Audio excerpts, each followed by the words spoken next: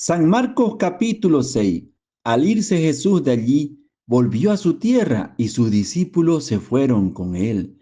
Cuando llegó el sábado, se puso a enseñar en la sinagoga y mucha gente lo escuchaba con estupor. Se preguntaban, ¿de dónde le viene todo esto? ¿Y qué pensar de la sabiduría que ha recibido con esos milagros que salen de sus manos? Pero no es más que el carpintero, el hijo de María, es un hermano de Santiago, de José, de Judas y Simón, y sus hermanas no están aquí entre nosotros. Se escandalizaban y no lo reconocían. Jesús les dijo, si hay un lugar donde un profeta es despreciado, es en su tierra, entre su parentela y en su propia familia. Y no pudo hacer allí ningún milagro, tan solo sanó a unos pocos enfermos imponiéndoles las manos. Jesús se admiraba de cómo se negaban a creer. Jesús recorría todos los pueblos de los alrededores enseñando. Llamó a los 12 y comenzó a enviarlos de dos en dos, dándoles poder sobre los espíritus malos. Les ordenó que no llevaran nada para el camino, fuera de un bastón, ni pan, ni morral, ni dinero, que llevaran calzado corriente y un solo manto. Y les decía, quédense en la primera casa en que les den alojamiento hasta que se vayan de ese sitio.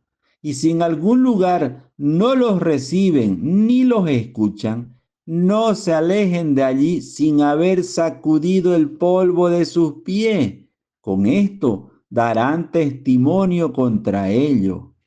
Fueron pues a predicar invitando a la conversión. Expulsaban a muchos espíritus malos y sanaban a numerosos enfermos, ungiéndoles con aceite. El rey Herodes oyó hablar de Jesús, ya que su nombre se había hecho famoso. Algunos decían, este es Juan el Bautista que ha resucitado entre los muertos y por eso actúan en él poderes milagrosos. Otros decían, es Elías, y otros, es un profeta como los antiguos profetas. Herodes por su parte pensaba, debe de ser Juan al que le hice cortar la cabeza, que ha resucitado. En efecto, Herodes había mandado tomar preso a Juan y lo había encadenado en la cárcel por el asunto de Herodías, mujer de su hermano Filipo, con la que se había casado. Pues Juan le decía, no te está permitido tener a la mujer de tu hermano. Herodías lo odiaba y quería matarlo, pero no podía, pues Herodes veía que Juan era un hombre justo y santo y le tenía respeto. Por eso lo protegía y lo escuchaba con gusto, aunque quedaba muy perplejo al oírlo. Herodías tuvo su oportunidad cuando Herodes, el día de su cumpleaños, dio un banquete a sus nobles, a sus oficiales y a los personajes principales de Galilea. En esa ocasión entró la hija de Herodías, bailó y gustó mucho a Herodes y a sus invitados. Entonces el rey dijo a la muchacha, pídeme lo que quieras y te lo daré. Y le prometió con juramento, te daré lo que me pidas, aunque sea la mitad de mi reino. Salió ella a consultar a su madre. ¿Qué pido? La madre le respondió, la cabeza de Juan el Bautista. Inmediatamente corrió a donde estaba el rey y le dijo, quiero que ahora mismo me des la cabeza de Juan el Bautista en una bandeja. El rey se sintió muy molesto, pero no quiso negárselo porque se había comprometido con juramento delante de los invitados. Ordenó pues a un verdugo que le trajera la cabeza de Juan.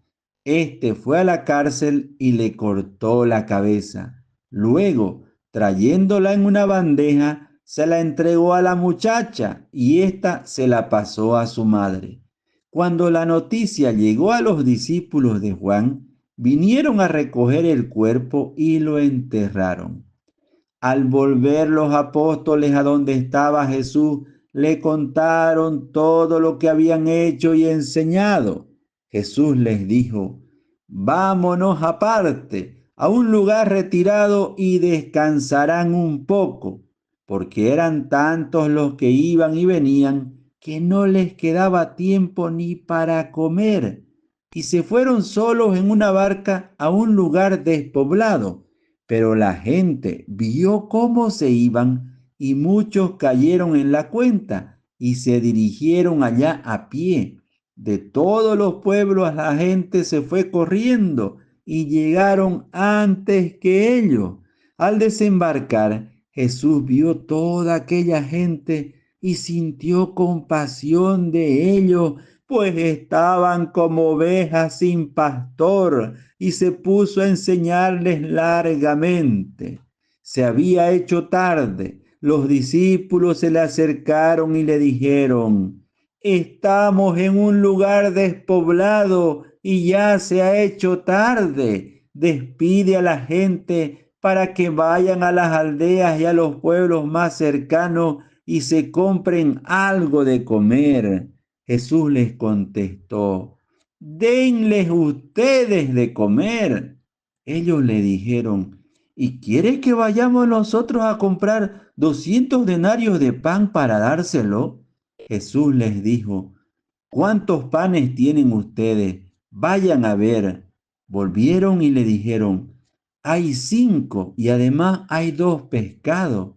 Entonces les dijo que hicieran sentar a la gente en grupos sobre el pasto verde. Se acomodaron en grupos de 100 y de 50.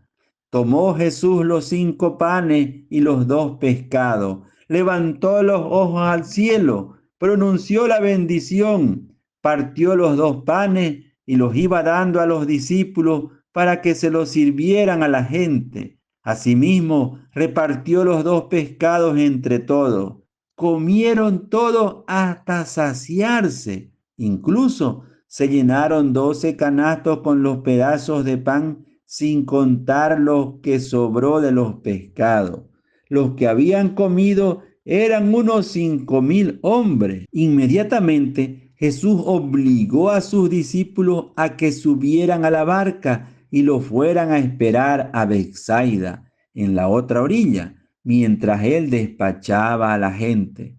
Jesús despidió pues a la gente y luego se fue al cerro a orar. Al anochecer, la barca estaba en medio del lago y Jesús se había quedado solo en tierra. Jesús vio que sus discípulos iban agotados de tanto remar, pues el viento les era contrario, y antes de que terminara la noche, fue hacia ellos caminando sobre el mar como si quisiera pasar de largo.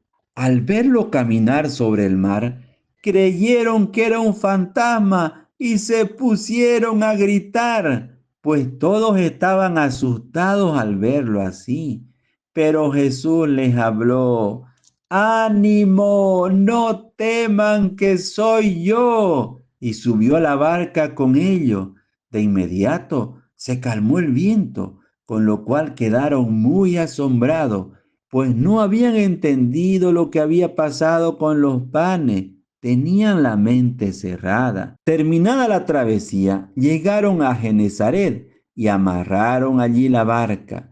Apenas se bajaron, la gente los reconoció y corrieron a dar la noticia por toda aquella región. Empezaron a traer a los enfermos en sus camillas al lugar donde él estaba, y en todos los lugares a donde iba, pueblos, ciudades o aldeas, ponían a los enfermos en las plazas y les rogaban que les dejara tocar al menos el fleco de su manto, y todos los que lo tocaban quedaban sanos.